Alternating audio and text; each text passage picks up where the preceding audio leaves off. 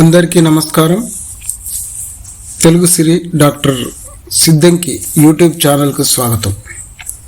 ఈరోజు కొస మెరుపు కాదు కొస మలుపును ప్రదర్శించిన అద్భుత కథా రచయిత బిపి కర్ణాకర్ గారి నిర్నిమిత్తం కథ విందాం. బిపి కర్ణాకర్ గారు ఏప్రిల్ 22, 1944లో జన్మించారు. జూలై 20, 2020లో పరమపదించారు. వీరి కథలు సడన్ ఫిక్షన్గా ఉంటాయి. పాఠకుల మీద అపారమైన నమ్మకం, అనుభవం, ఆలోచన, ఒక దృక్పథం కల రచయిత తప్ప మరొకరు ఇలాంటి కథలు రాయలేరు అని అనిపిస్తుంది. నిర్నిమిత్తం కథను విందాం.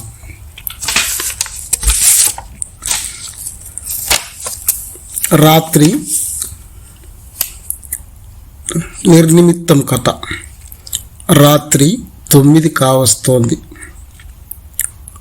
గత 2 గంటలుగా కురుస్తున్న వర్షం తగ్గేట్లు లేదు.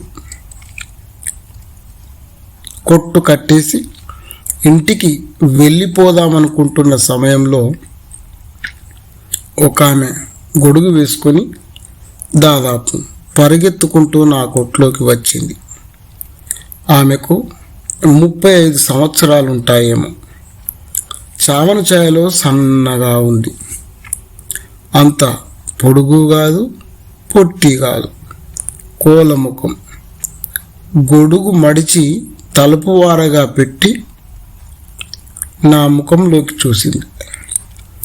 కొట్టు కట్టేద్దామన్న ఆలోచన అప్పటికి పక్కన పెట్టి ఆమె ముఖంలోకి చూస్తూ నిలబడ్డాను. వెలుగు మసకగా ఉంది. జల్లు వరండా మీద పడుతోంది. ఫోన్ చేసుకుంటాను అంది. ఎస్టీడీనా లోకలా అడిగాను. లోకల్ అంది. ఫోన్ ఆమె ముందుకు జరిపాను. నల్లటి చిన్న పర్సులో నుండి మడతలు పడిన కాగితం తీసి అది గాలికి ఎగిరిపోకుండా రిసీవర్ కింద పెడుతుంటే స్టూల్ చూపించి కూర్చోండి అన్నాను. కూర్చొని థ్యాంక్స్ అని కాగితంలోని మొదటి నంబర్కు డయల్ చేసింది. వేళ్ళు తడిగా పొడుగ్గా ఉన్నాయి.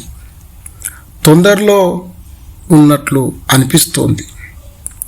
టెలికాం ఆఫీసా అండి? నాకు వెంకటేశ్వరరావు గారు కావాలి. మీరేనా? నమస్కారం అండి. మీ పేరు వినడమే కానీ మిమ్మల్ని ఎప్పుడూ చూడలేదు. నా పేరు సరోజిని. సంగారెడ్డిలో పనిచేసిన లక్ష్మీ కుమారికి అక్కయ్యనండి. గంట కిందట లక్ష్మికి ఆడపిల్ల పుట్టింది. కంగ్రాచులేషన్స్. పాప అచ్చం మీ పోలికేనని లక్ష్మి చెప్పింది. ప్రసవం కష్టంగానే అయింది. ఎక్కడంటారా? విద్యానగర్ రమా మెటర్నిటీ హోమ్లో. సిజేరియన్ కాదు, నార్మల్ డెలివరీ. మీరు ఇక్కడకు రావడానికి వీలుంటుందా? ఓహో, వీలు కాదా? పోనీ ఎప్పుడు రాగలరు? ఫోన్ నంబర్ ఏదీ లేదండి. రేపు వస్తారా? మీ ఇష్టం.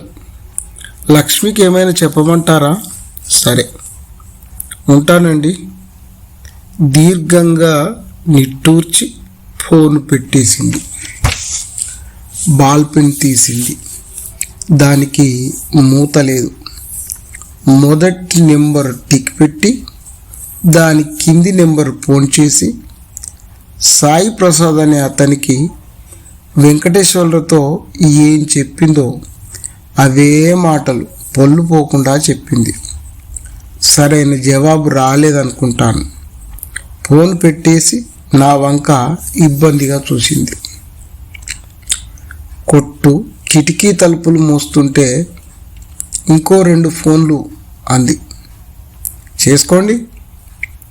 ఈసారి దీన్ దయాల్ అనే అతనికి ఫోన్ చేసింది. సందేశంలో ఎటువంటి మార్పు లేదు. అతను వస్తానని అనలేదనుకుంటాను. నిరుత్సాహపడుతూ ఫోన్ పెట్టేసింది. 4వ నెంబర్కు డయల్ చేసి వినయంగా, నమస్కారం సార్, మీ ఇంట్లో అద్దెకుంటున్న నారాయణరావు గారిని పిలుస్తారా అండి? నేను వాళ్ళ పెద్దమ్మాయిని. అవును, సరోజినేనండి. మీకు శ్రమ ఇస్తున్నందుకు నన్ను క్షమించండి. లైన్లో ఉంటాను. అర్జెంట్ విషయం అని చెప్పండి అంది. పర్సులోంచి 50 రూపాయల నోటు తీసి నాకు అందించి 4 కాల్స్ అంది. నేను తిరిగిచ్చిన డబ్బు లెక్క పెట్టుకోలేదు, పర్సులో పెట్టుకుంది. లైన్లో రావడానికి నారాయణరావు ఎక్కువ సమయం తీసుకోలేదు. నాన్న, నేను సరోజినిని ఆసుపత్రి దగ్గరలున్న కొట్టులోంచి మాట్లాడుతున్నాను. ఇక్కడ ఒకటే వర్షం 2 గంటల నుంచి పడుతోంది. మీకు అక్కడ వర్షం లేదా? అమ్మ ఆరోగ్యం ఎలా ఉంది? మాత్రలు వేసుకున్నారా? గంట కిందట లక్ష్మి ప్రసవించింది.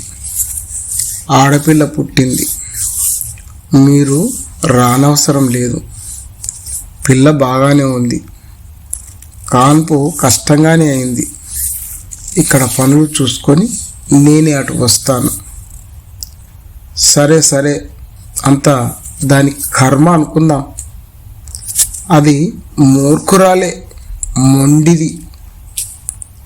ఒకరి మాట వినే మనిషి అయితే ఇంతవరకు ఎందుకు తెచ్చుకుంటుంది? పోనీండి, అయిపోయిందేమో అయిపోయింది. ఆమె కళ్ళల్లోంచి నీళ్లు కారుతున్నాయి.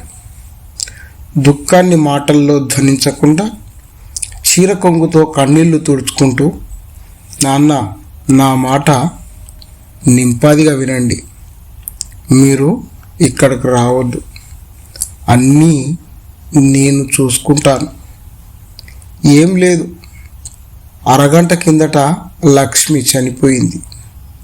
ఇహ దాన్ని తిట్టొద్దు అని పూలు పెట్టేసి చాలాసేపటి వరకు ఏడుస్తూ ఉండిపోయింది.